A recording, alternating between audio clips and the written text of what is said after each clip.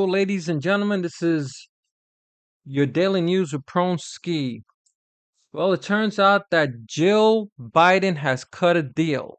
At least she's trying to cut a deal. What we're hearing is that what Jill wants for Joe to step aside is a $2 billion uh, presidential library. They want legal immunity for her and for Joe and for Hunter Biden and all the craziness that they got going on. And on top of that, they want $100 million book deal. Now, let me tell you, I don't know about how true this is, but I mean, there's movies that don't do $100 million. So, but that's what they're reporting. We have an article from American Media Group, and supposedly that's what we're hearing behind the scenes. Now, here's the thing, the reason why Joe is not stepping down is because Jill loves she loves to be treated like a big deal. I mean, she likes to fly around the world. She met Queen Elizabeth. She likes people picking up her bags. She likes to be treated like the Queen of the United States. She loves it all. So she doesn't want to give that up. So it doesn't matter to her that, her husband is being made a fool, looking like he's feeble. It doesn't matter, she doesn't care, behind his back, she's living it up and being treated like she's running the show. There are reports that she's actually interviewing anyone that comes to work in the cabinet of the White House in his administration. So I mean, this is a serious situation, and but that's the deal, and that's what's going on. There's a deal that's being cut, but I don't know how far this is gonna go, but that's what's being reported, and so far it's not really looking good for the United States. Now we are getting additional information that Hunter Biden is actually at the White House right now, advising his father. He doesn't want to cut a deal, because his father staying in power keeps him out of jail. So there's some clips on that. Let's take a look as to what the media is talking about and assess the situation from here. We're now learning that Hunter Biden is attending some of the president's meetings at the White House, staying close to his father post-debate. We have learned from sources familiar with the situation at the White House that Hunter Biden has been by his father's side ever since they were at Camp David this weekend as a family, where they had some discussions about the president's potential path forward here and his reelection campaign, and that since he returned from Camp David last evening with his father, we understand that Hunter Biden has even joined some meetings and conversations that have taken place between the president and some of his most senior advisors and senior staff. The question, though, would be, is he participating in meetings with senior advisors? What I can say is that he came back with his dad from Camp David. He walked him into the speech prep, and he was in the room. Closely advising his father and popping into meetings and phone calls with the president, according to a new report from media members citing multiple White House sources. The White House sources say that the president's sudden presence at meetings has caused confusion for some White House staff, with the reaction being, what is happening? The report noted that while it is not unusual for Hunter Biden to be around the White House for events, his participation in meetings with top aides is not a common occurrence.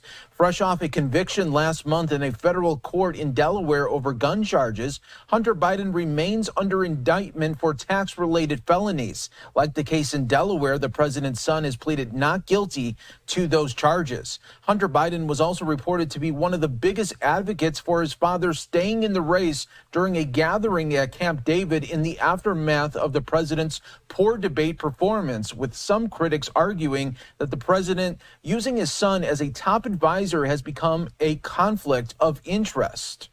Meanwhile, White House spokesperson Andrew Bates has downplayed concerns over Hunter Biden's sudden presence, telling media members that the president's son came back with the president from their family weekend at Camp David and went with the president straight into speech prep.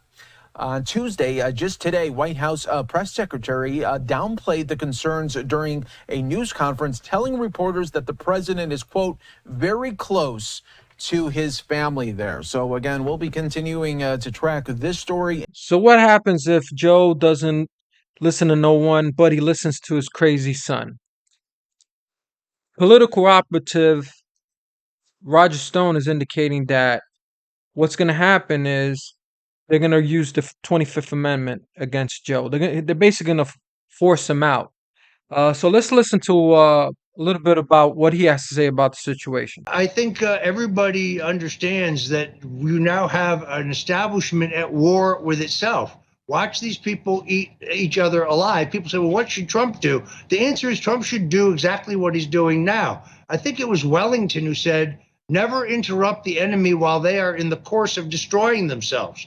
This is an internecine battle where the left hand doesn't know what the far left hand is doing. We have to let it play out to a certain extent. But this is going to get very ugly internally, and the money pressure and the legal pressure and the political pressure put on Joe Biden is going to be enormous. And then watch them orchestrate the open convention, which drafts Michelle Obama. And as I've said previously, I still believe the way they handle their Kamala Harris issue is by offering her a Supreme Court seat. ABC radio show in the most dynamic AM radio station in the country, and I'm glad that I was able to catch up with you here. First of all, that video, of course, makes no sense. Why would the president resign if he has a policy disagreement with his vice president? What this does demonstrate is that the reports are correct, that it was Barack Obama who insisted on the placement of Kamala Harris as vice president. This was not Joe Biden's first choice. Biden was still smarting from the fact that Kamala Harris essentially called Joe Biden a racist in one of the presidential debates, only to be exposed herself by Tulsi Gabbard on the exact same issue, kind of ironic, and that Joe wanted Gretchen Whitmer, the governor of Michigan. But why would the president step aside if he had a policy disagreement with his vice president? He wouldn't. What he meant was then the convention would be free to nominate anyone they wanted. I reasoned that it would be Michelle Obama because, frankly, she's probably potentially the strongest candidate they could nominate. She would be much stronger than Kamala Harris. She would be much stronger than Gavin Newsom. She has no public record to attack. She's been largely non-political. She is, I dare say, probably the single most popular Democrat in the country who's eligible to run. Barack Obama is not eligible to have another term, at least not formally. So I believe in the end, I never said she wanted to run. I never said she would run. What I said was she would be drafted by a runaway Democrat convention. That can only happen if Joe releases his delegates. If he chooses to fight, this will be the deepest division in the Democratic Party since the Vietnam War caused the deep divide on the left in 1968.